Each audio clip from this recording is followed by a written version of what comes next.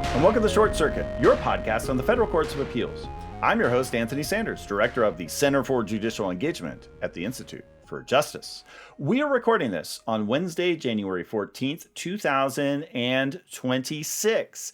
We have a couple cases coming your way that will be presented by a couple of my Institute for Justice colleagues in a little bit. One from the Fifth Circuit, one from the Ninth Circuit, kind of the two most noble contributors to the short circuit repertoire, if you did the math, I'm betting, from those two circuits.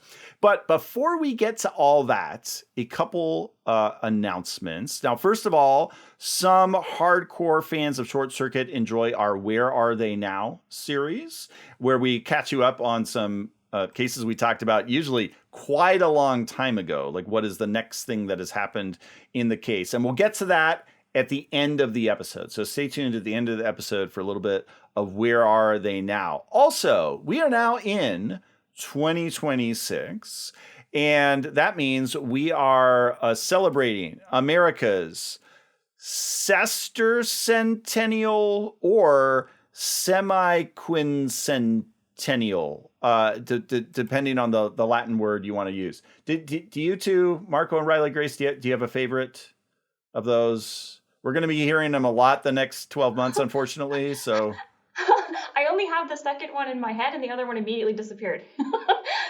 Same here. Actually, they both disappeared from my memory. But yes, 250 years. In other words, America's birthday, 250 years.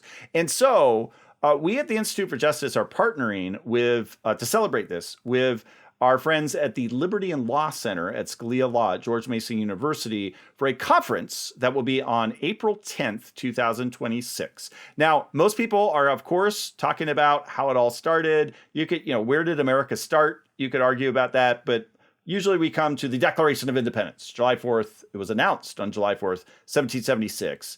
And so that is the main thing, of course, that we are celebrating this year, and everything that's come after that. But there were other things going on in 1776. It was a big year. And one of them was declarations of rights that were adopted by various states as part of their first constitutions, or as an addition to their first constitutions. And so our conference is going to be called the Other Declarations of 1776. We're bringing together some scholars and lawyers and even a judge or two to talk about the legacy of these declarations of rights, the other declarations of 1776. So there'll be lots more detail about that. You can check out the webpage. Registration will open soon if you are in the DC area and would like to come.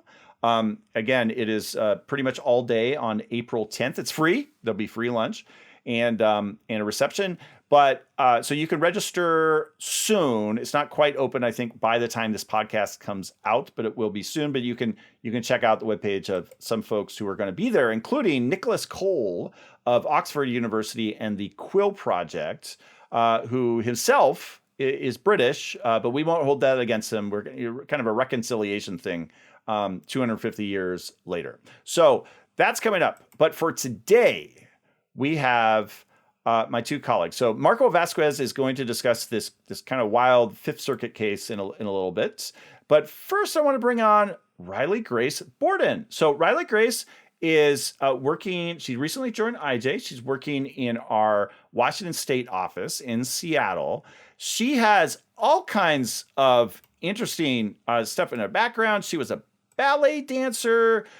She went to the UW, as us Washingtonians call it, UW School of Law, and has done various other things. But the interesting thing about her, she was raised on Whidbey Island, and I was raised on Vashon Island. They're both in Puget Sound, Washington. So Riley Grace, I've probably said a few Vashon stories on here over the years, but we haven't heard Whidbey stories. So Riley Grace, tell us a little bit about growing up as an islander, where you're from.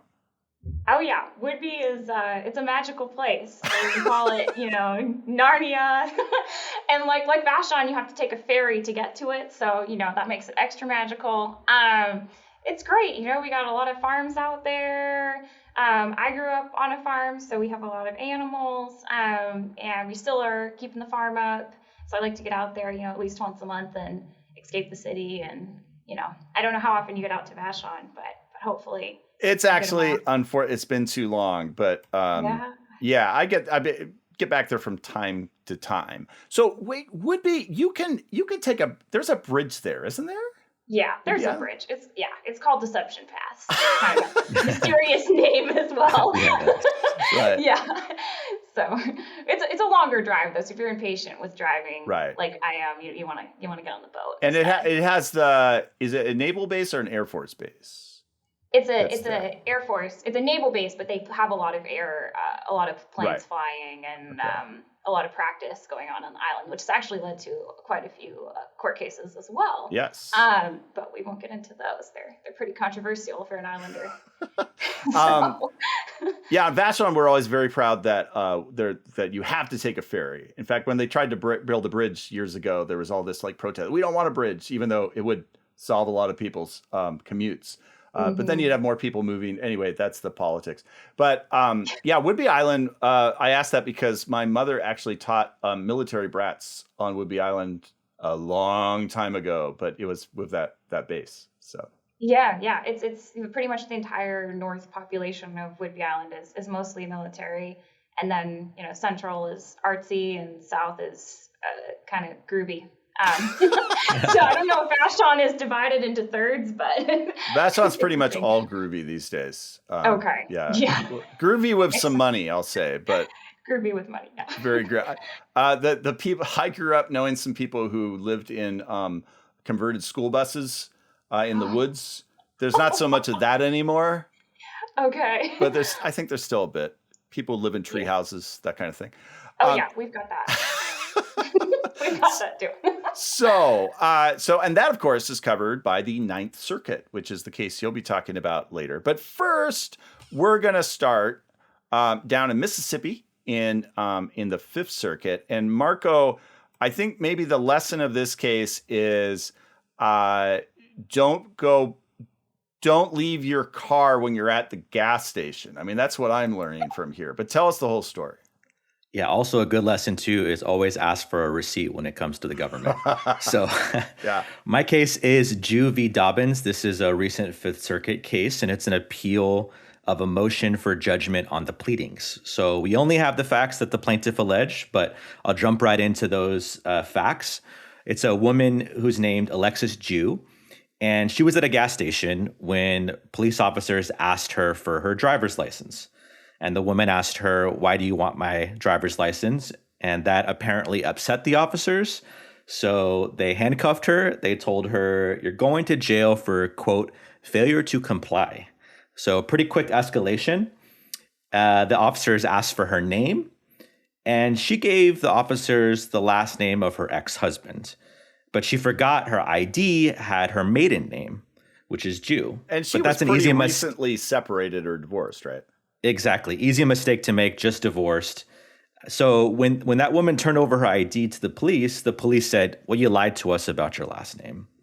Well, here's where it gets really weird. One of the officers told the woman, "You have to pay us about $1,300. Pay up and you can go home." And the woman didn't have the money, so she spent the night in jail. And the next day, the woman's sister paid the $1,300, but she didn't get a receipt. And that's why I kind of joke with my wife. I ask for receipts sometimes, and it seems a little bit ridiculous. But when it comes to the government, get your receipt because there wasn't one. But she still received paperwork that said you got to show up to court.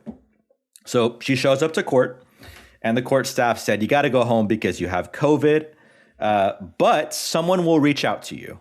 And to no one's surprise who's familiar with government, no one ever reached out to her.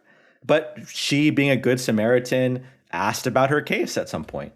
And the court officials said, "Well, actually, you've been found guilty of providing false information and obstruction of justice." And the official also told her, "Well, by the way, you've paid the fine." So apparently that's what the $1,300 was a fine. But here's the really odd part. The court didn't have a record of the conviction, and the city didn't either. So basically, this is a ghost conviction. And so the woman was obviously upset. So she filed a lawsuit in federal court against the officers in the city. She had constitutional claims, state claims, and basically the thrust of her lawsuit was, y'all extorted me and you unlawfully arrested me. So you got to pay up for that. And in response, they all moved, the government moved for judgment on the pleadings. And their main argument was these claims are barred by a case called Heck v. Humphrey. And Heck is a case from the 1990s.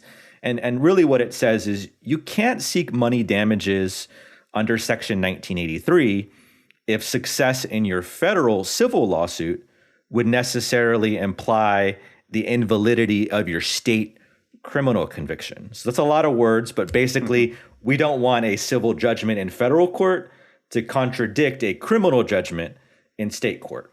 Well, the district court didn't decide the Heck argument. Instead, the district court denied the motion without prejudice. The key phrase is without prejudice.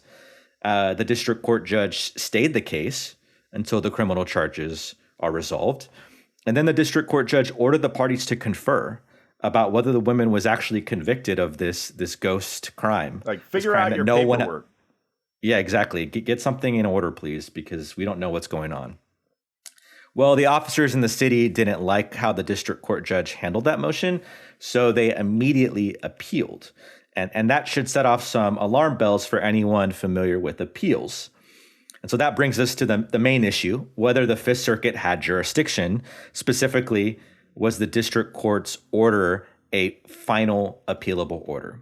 So when can you appeal a decision in federal court?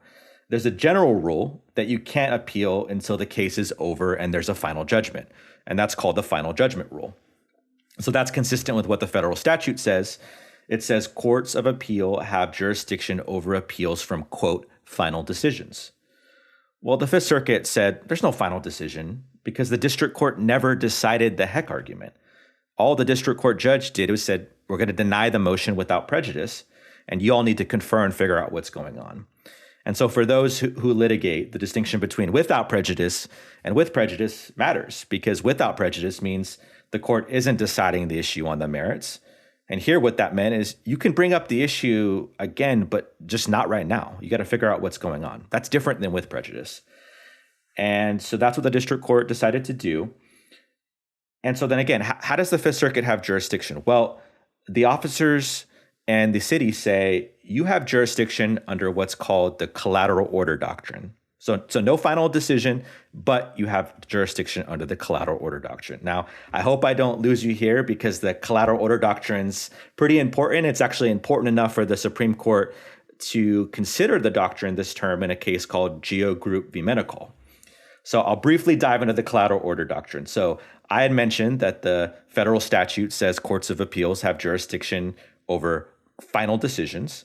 Well, back in 1949 in a case called Cohen, the Supreme Court said a decision that doesn't end the litigation is still immediately appealable if the decision meets three requirements. So the first is that the decision's conclusive.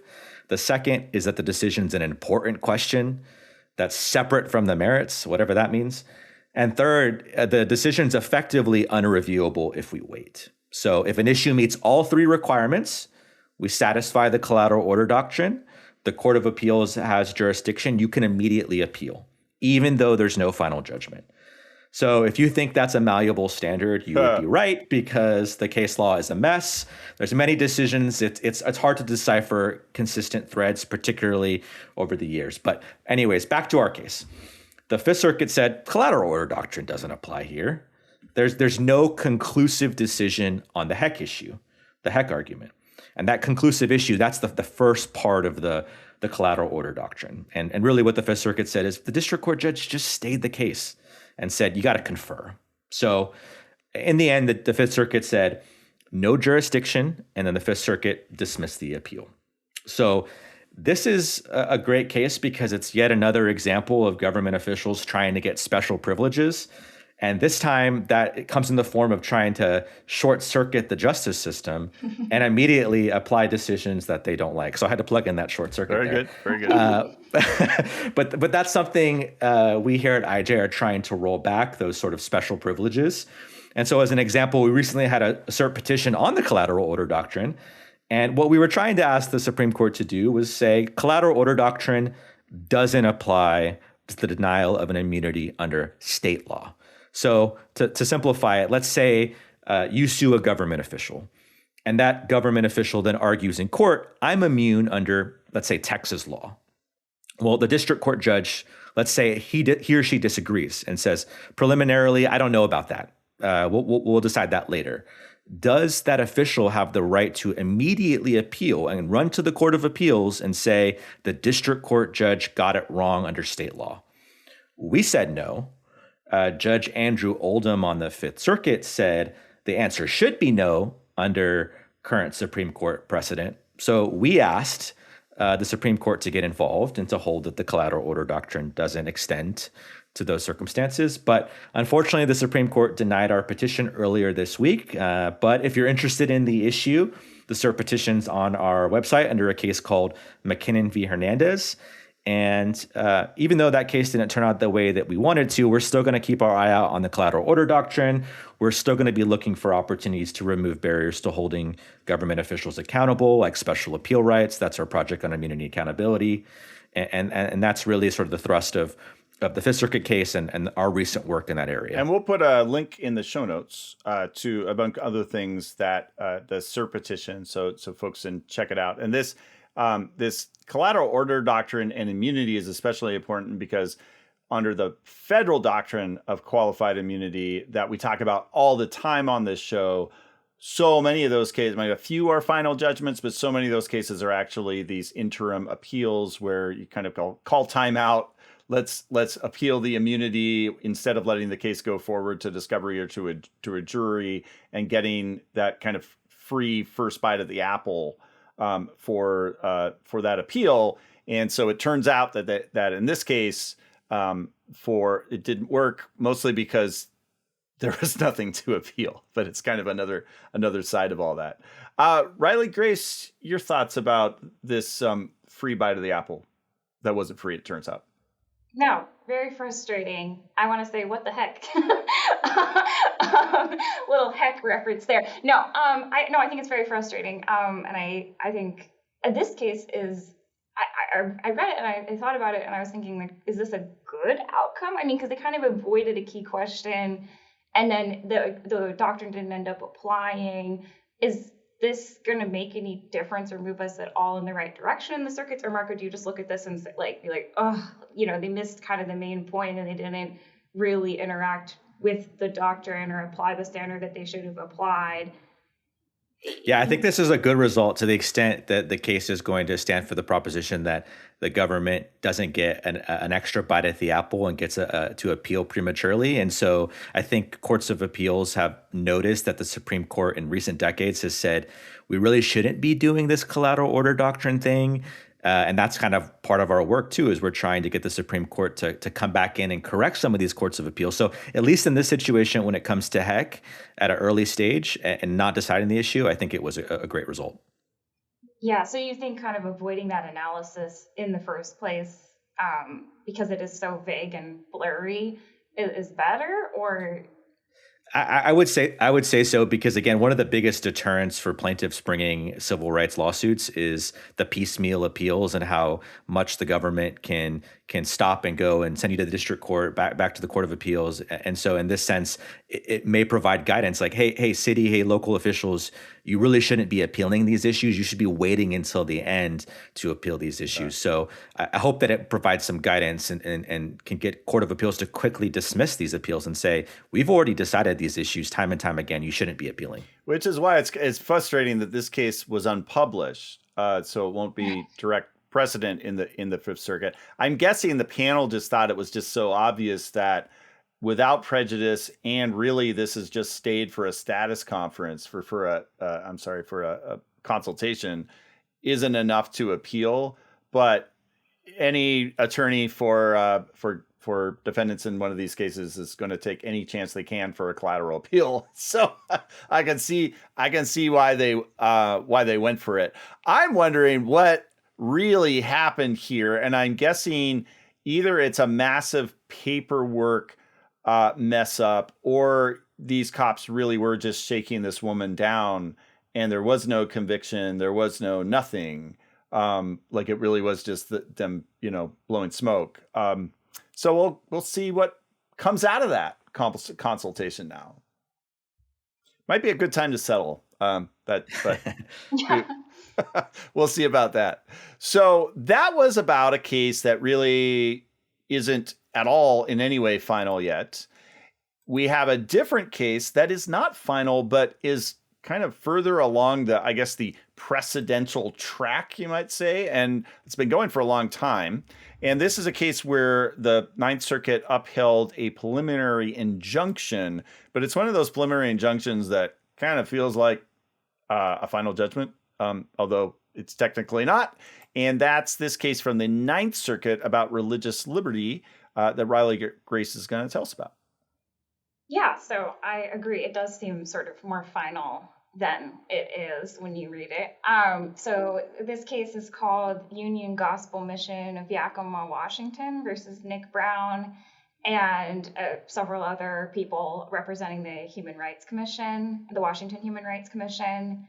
And it was appealed by the state. That's what we're dealing with in this decision from the U.S. District Court for the Eastern District of Washington. And decided this month. And the panel in this case ultimately ruled in favor of Union Gospel Mission of Yakima. And that was under their finding that the church autonomy doctrine of the First Amendment applied here. And I'll get a little bit more into that. But that doctrine comes out of the First Amendment and is a little broader than a more well-known exception to the overall doctrine called the ministerial exception. And so I'll explain a little bit more about that too. But it all started in 2021 with a decision by the Washington Supreme Court called Woods v. Seattle Union Gospel Mission, which essentially gutted WLAD's exemption for religious employers. And in that way, it still kept the ministerial exception, which basically means that churches can and other religious organizations can hire their leadership using their own judgment without any government interference. Right. If you're a Presbyterian church and a Baptist minister applies or if fired because it turns out they're a Baptist, that's okay under the law. That's not religious discrimination. For pretty obvious reasons, they have that exception. Right, exactly. And so that, Washington didn't get rid of that under WLAD, which is the Washington Law Against Discrimination, by the way. But it did get rid of the ability for, say, a church that also has some church groups or associated groups with it, or even is just hiring any other sort of church employee to make a decision about what types of employees they're hiring and those employees' religious beliefs, if they have some kind of goal in keeping a certain type of community together.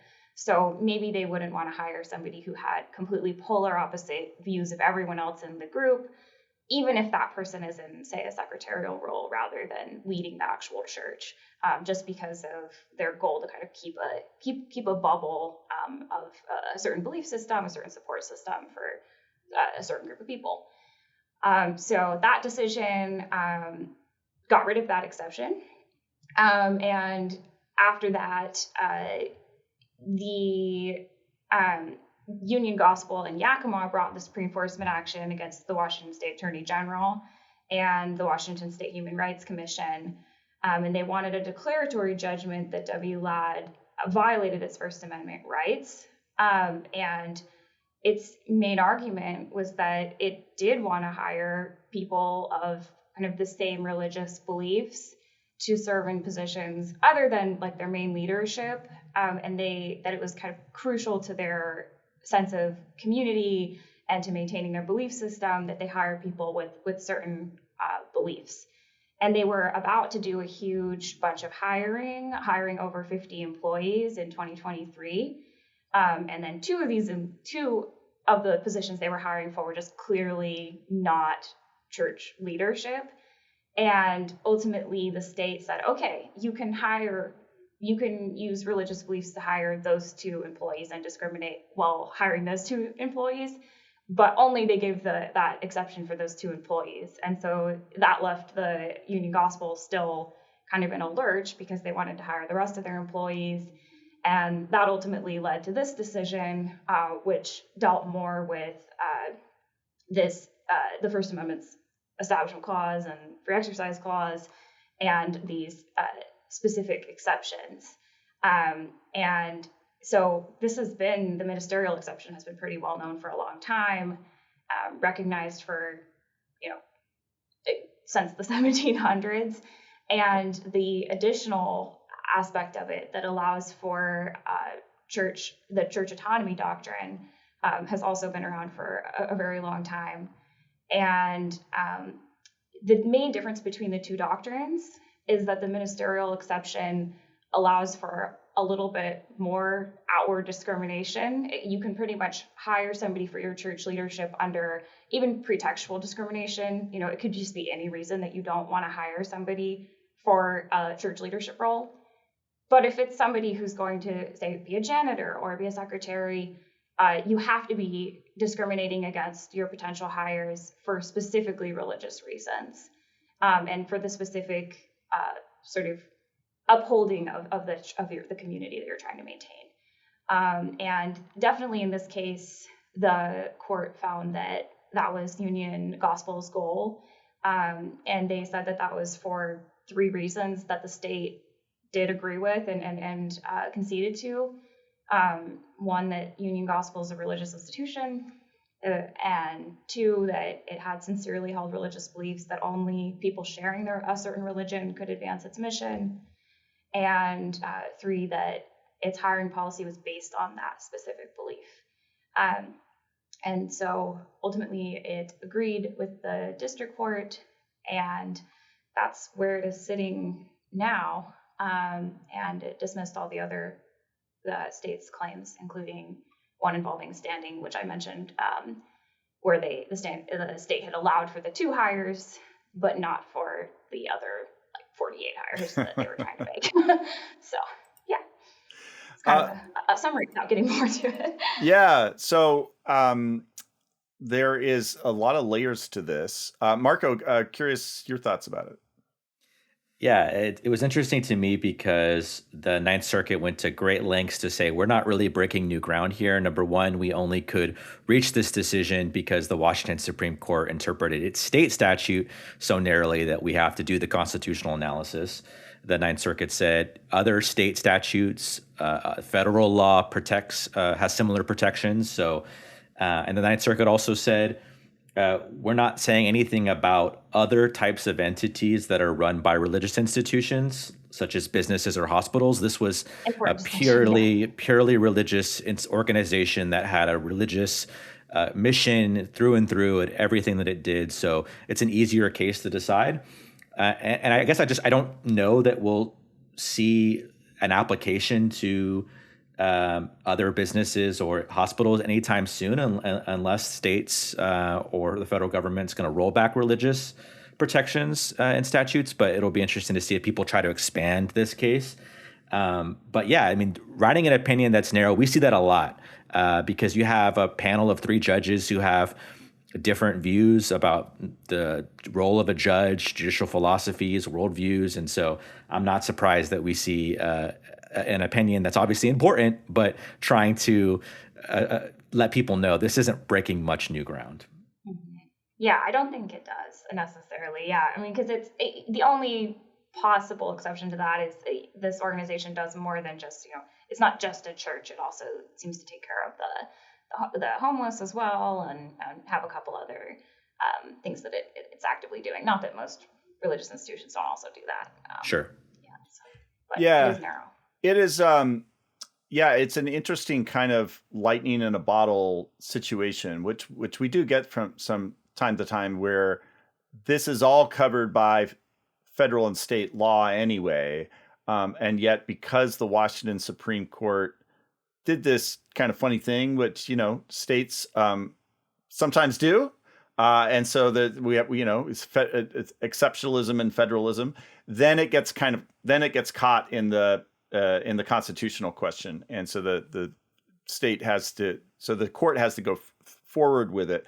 Also, it's interesting you note that, Marco, that it was very explicit. Judge Bumate here was very explicit that they're not going to entities that churches run like hospitals and that, which also would mean it doesn't get to just organizations, for-profit corporations that are run by people with certain religious convictions, which, right, that was an issue a number of years ago in the Hobby Lobby case where I forget, I think it was RFRA, that they didn't want to offer, right, certain kinds of birth control because of the religious convictions of the ownership, which you can have in a big corporation like that, you can have in a small business that might otherwise be caught up in anti-discrimination laws. But this is nowhere close to getting into those weeds about, because it's one thing to say, like, I have a conviction about how we structure our healthcare plan. It's another to say we are exempt from anti-discrimination law in some way. Now, there's a lot of that interplay going on, of course, in how anti-discrimination laws and religious liberty interact, right? We think of all the Jack Phillips cases out of Colorado, baking a cake and all that, which also has a free speech angle. But here, the headline of this case when it comes out may seem like, wow, that's kind of a big deal. But when you look at the actual weeds, it's kind of niche.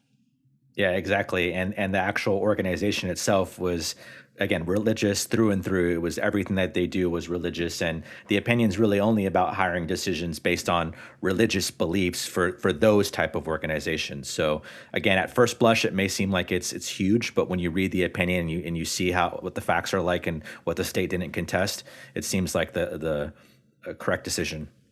Right. And I mean, maybe this case will go forward on bonk, and it is the Ninth Circuit, so maybe there'll be a few judges who aren't happy with it. But yeah, an ideologically diverse panel here, and it was pretty straightforward. So I'm not sure if we'll see that. So we are, so that's the Ninth Circuit, and now we're going to look at what some cases from all over the circuits have done in the last few months when they tried to go beyond what we just discussed on short circuit. So Marco was talking about his cert petition that several of us at IJ were involved with, and sadly was denied on Monday. So we're recording this on Wednesday, so just 2 days ago, and this should be released on Friday the 16th, so just earlier this week for those of you keeping score at home. Well, Monday was not a happy day for a lot of petitioners at the Supreme Court, and ended the story of a few cases that we have discussed here on Short Circuit. So for a little bit of where are they now, we're going to go way back to an episode that we did almost a year ago. So it was Short Circuit 360 that came out on January 24th of last year.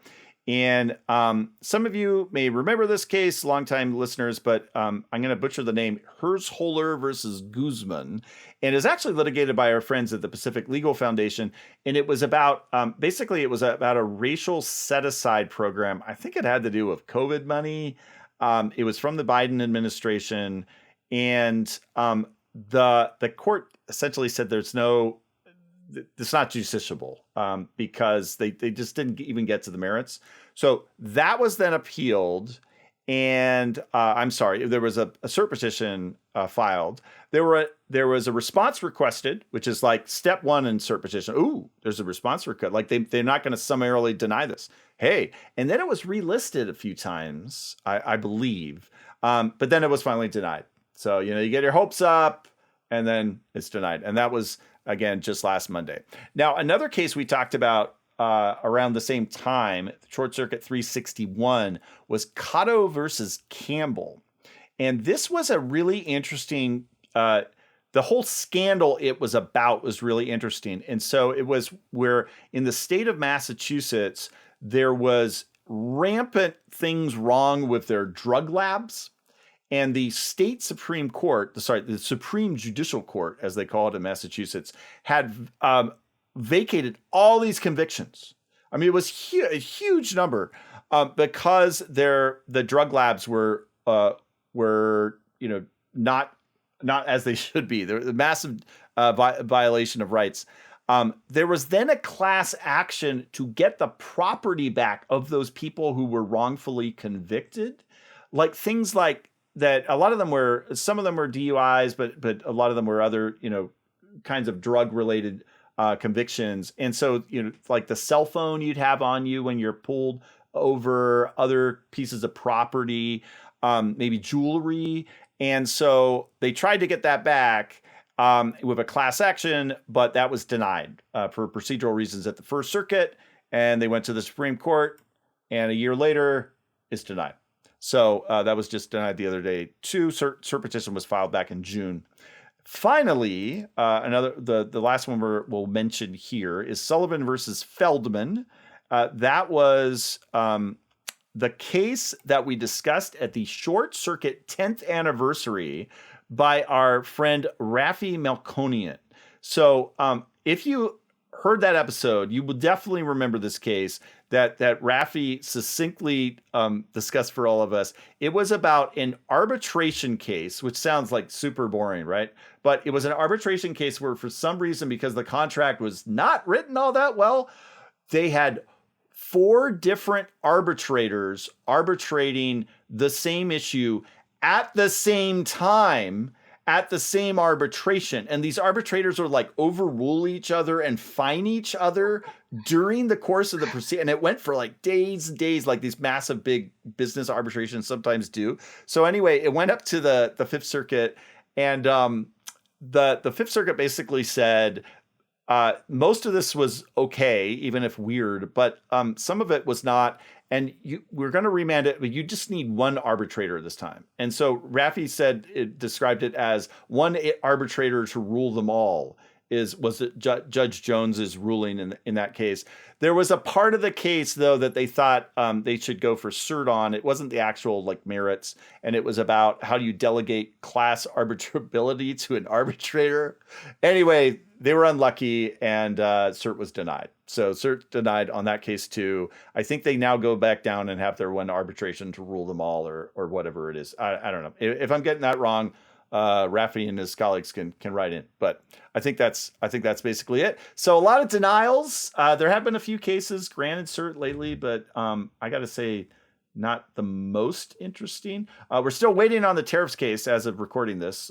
It's probably old news by the time you, dear listener, are hearing this, but we'll wait and see what happens there and various other cases at the Supreme Court. I do want to close. Marco, is this your first cert petition that you were waiting on? Yes, first cert petition, so first big disappointment at IJ.